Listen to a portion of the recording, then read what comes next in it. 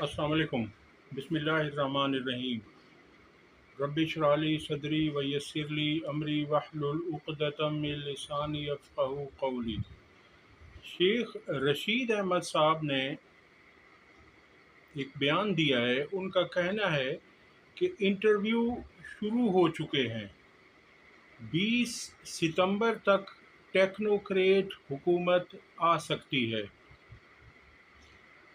اگر اس بات میں سچائی ہے کوئی تو ٹیکنوکریٹ حکومت کم سے کم تحریک انصاف اور پاکستان کی عوام کو قابل قبول نہیں ہوگی۔ میں پچھلی ویڈیو میں عرض کر چکا ہوں کہ اس حکومت کی سرتوڑ کوشش ہوگی کہ وہ ٹیکنوکریٹ یا بیوروکریٹک گورنمنٹ لے آئیں جس کی مدت کم سے کم 1 سال ہو، اور 2 سال تک بھی ان کی خواہش تھی، مگر وہ عوام کو اور تحریک انصاف کو اس لیے قابل قبول نہیں ہوگی کہ ان کی کوشش یہ ہے کہ جب ٹیکنوکریٹ گورنمنٹ آ جائے گی تو چونکہ جو مہنگائی ہے وہ اسی طرح رہے گی، جو عوام کی حالت زار ہے وہ مزید بدتر ہوگی، اور جو ملکی معیشت ہے وہ مزید دگرگوں ہو جائے گی، اور پاکستان اور پاکستانیوں کے حالات نہایت خراب ہو جائیں گے۔ تو عوام پھر جو نون لیگ کی بدترین کارکردگی ہے اسے بھول جائے گی۔ پہلی بات تو یہ ہے کہ ایسا ممکن نہیں ہے۔ پاکستان کی عوام نہایت باشعور ہے، وہ سب جانتی ہے کہ کس نے کیا کیا ہے اور نون لیگ ان کے ساتھ 2.5 سالوں سے کیا کر کے جا رہی ہے۔ تو ایسا نہیں ہو سکتا کہ عوام انہیں بھول جائے۔ اور دوسری بات یہ ہے کہ یہ کہنا چاہ رہے ہیں کہ جب یہ عوام بھول جائے گی ہمیں، ہمارے کارناموں کو، ہماری کرپشن کو، ہماری چوریوں کو، ہماری لوٹ مار کو، ہماری مہنگائی کو، ہماری خارجہ پالیسی جو ہم نے نہایت خراب خارجہ پالیسی رکھی ہے، تو اس کو جب بھول جائے گی تو پھر ہم جب 1 2 سال کے بعد واپس آئیں گے تو عوام ہمیں دوبارہ سے ووٹ دے گی اور تحریک انصاف کے مقابلے میں ان کو ووٹ پڑے گا۔ ایسا نہیں ہو سکتا۔ اور دوسری بات یہ ہے کہ یہ ٹیکنوکریٹک پلس پولیٹیکل گورنمنٹ کا تجربہ کیا جا چکا ہے، جو نگران انہوں نے بنائی اور جو پی ڈی ایم کی حکومت انہوں نے بنائی، اور اس میں خصوصی نگران حکومت میں تو سارے کون تھے؟ یا نون لیگ کے لوگ تھے، کچھ پیپلز پارٹی کے تھے، اور کچھ نام نہاد صحافی بھی تھے، ٹیکنوکریٹ بھی تھے، بیوروکریٹ بھی تھے۔ لیکن اس حکومت نے کیا کیا؟ اس حکومت نے بھی پاکستان کا بٹھا بٹھا دیا۔ اب جو حالت یہ پاکستان کی کر کے جا رہے ہیں، اسے عمران خان کو بھی اگر وہ آ گئے تو انہیں بھی ٹائم لگے گا، لیکن عمران خان میں یہ صلاحیت ضرور ہے کہ وہ اس بے چینی پر، بے یقینی پر کنٹرول پا لیں گے، لیکن انہیں وقت لگے گا، کیونکہ وہ اپنے اخراجات کم کریں گے، وہ اپنی کابینہ مختصر رکھیں گے، وہ بیرونی دوروں پر اس طرح سے فضول خرچیاں نہیں کرتے اور نہ وہ کریں گے۔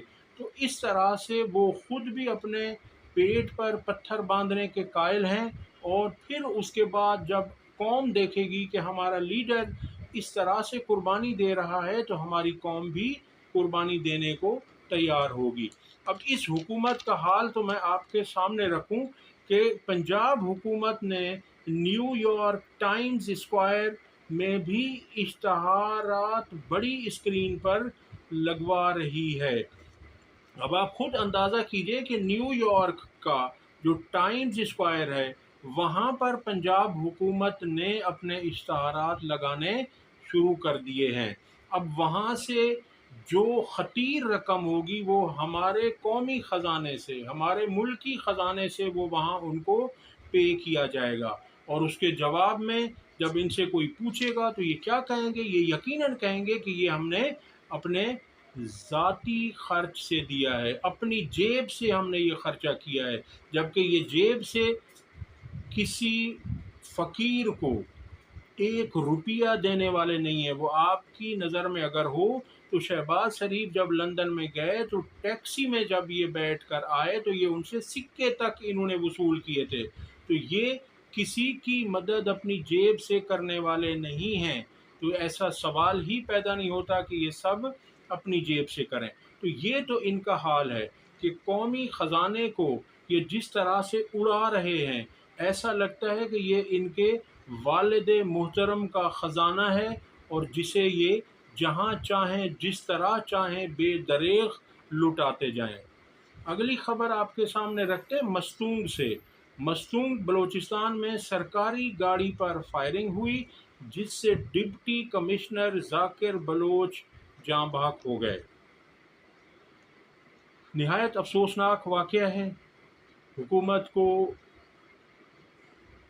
قاتلوں کی گرفتاری کے لیے تمام ذرائع بروئے کار لانے چاہیے اور جلد سے جلد گرفتاری عمل میں لانی چاہیے. اگلی خبر آپ کے سامنے رکھتے ہیں کہ اظہر مشوانی کے بھائیوں کی بازیابی کا کیس اسلام آباد ہائی کورٹ میں زیر سماعت تھا، جس کی سماعت جسٹس گل حسن اورنگزیب نے کی، اور ان کے سامنے سیکیورٹی اداروں نے رپورٹ یہ پیش کی ہے کہ ہمارے پاس اظہر مشوانی کے بھائی نہیں ہیں، جس پر جسٹس گل حسن اورنگزیب نے سخت ترین ریمارکس دیتے ہوئے کہا کہ اگر 15 اگست کو یہ دونوں برادران بازیاب نہ ہوئے تو توہین عدالت کی کارروائی شروع کر دی جائے گی.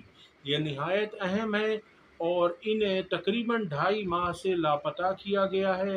جو حالت ان کے اہل خانہ کی ہوگی، جو والدین کی ہوگی، جو بہن بھائیوں کی ہوگی، نہیں ہوگی. تو ان کو امید ہے اور امید ہونی بھی چاہیے منصفوں سے. اللہ کرے گا کہ یہ بہت جلد بازیاب ہو کر اپنے گھروں کو پہنچ جائیں گے.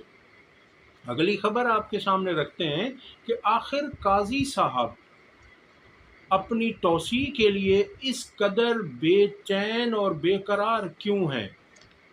علامہ اقبال نے کہا تھا کہ اے طاہر لاہوتی، اس رزق سے موت اچھی جس رزق سے پرواز میں آتی ہو کوتاہی. جب کوئی بھی چیف جسٹس مدت ملازمت میں توسیع حکومت سے لے گا تو کیا وہ حکومت کے خلاف کیسز کا فیصلہ آئین اور قانون کے مطابق کرے گا؟ کیا وہ وہاں ان کے ساتھ انصاف کرے گا؟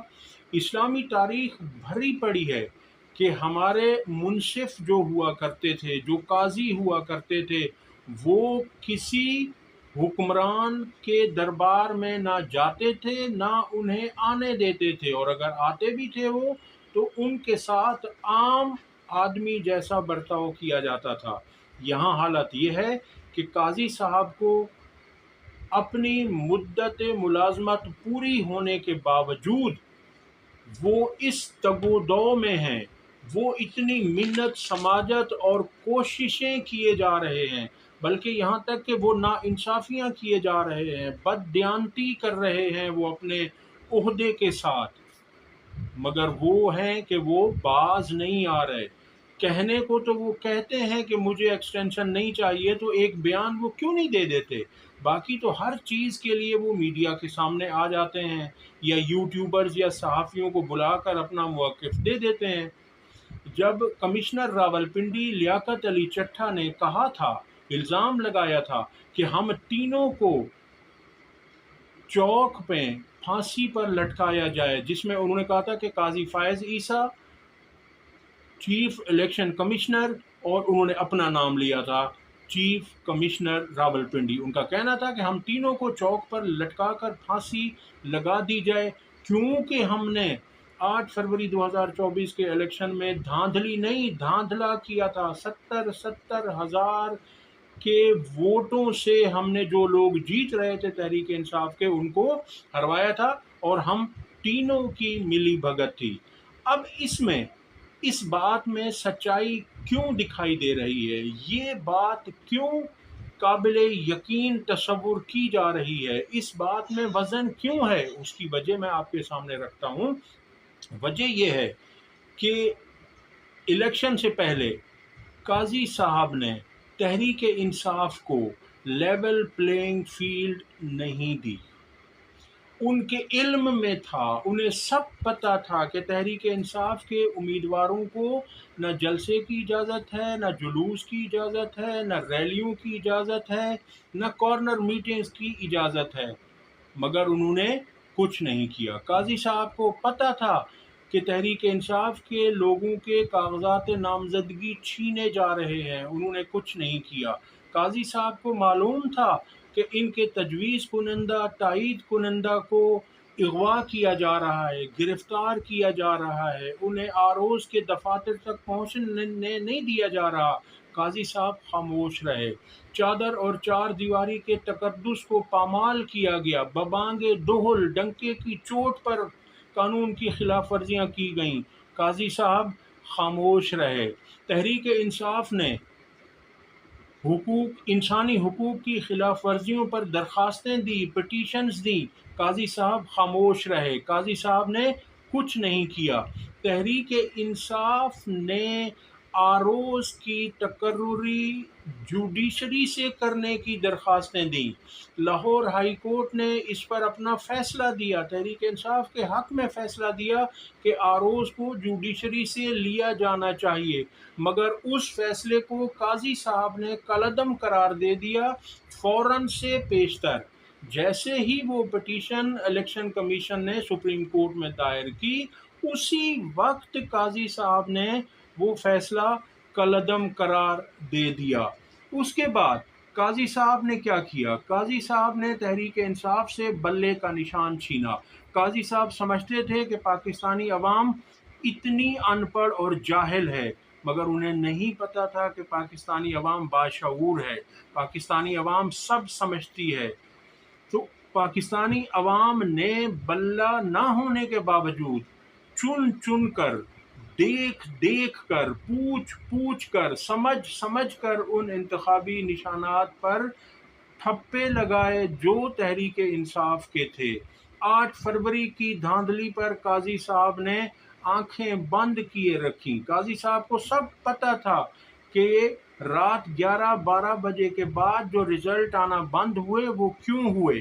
صدارتی آرڈیننس آیا جس میں ریٹائرڈ ججز کو ٹریبونل میں تعینات کرنے کی بات کی گئی۔ قاضی صاحب خاموش رہے۔ لیاقت علی چٹھا نے الزامات لگائے، قاضی صاحب خاموش رہے۔ قاضی صاحب نے انہیں بلا کر پوچھا نہیں۔ 2 ججز نعیم اختر افغان اور امین الدین خان نے ایک انتشاری نوٹ جاری کیا۔ قاضی صاحب کی منشا و مرضی کے مطابق مبینہ طور پر ذرائع یہ بتا رہے ہیں، مگر قاضی صاحب خاموش رہے۔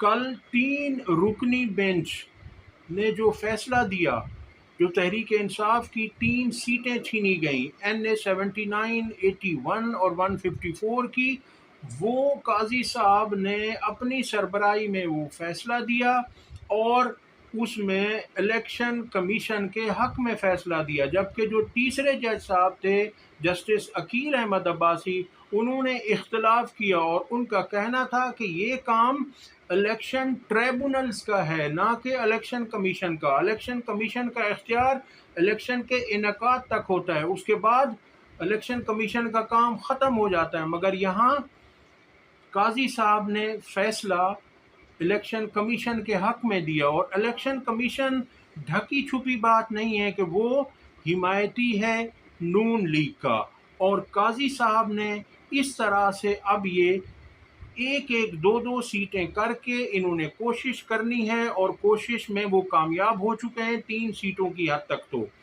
اب یہ کوشش اس لیے کی جا رہی ہے کہ حکومت کو 2/3 اکثریت۔ قاضی صاحب اپنے بل بوتے، اپنی محنت، اپنی کاوش، اپنی جد و جہد کے ذریعے حکومت کو 2/3 اکثریت دلائیں تاکہ انہیں ایکسٹینشن دی جا سکے۔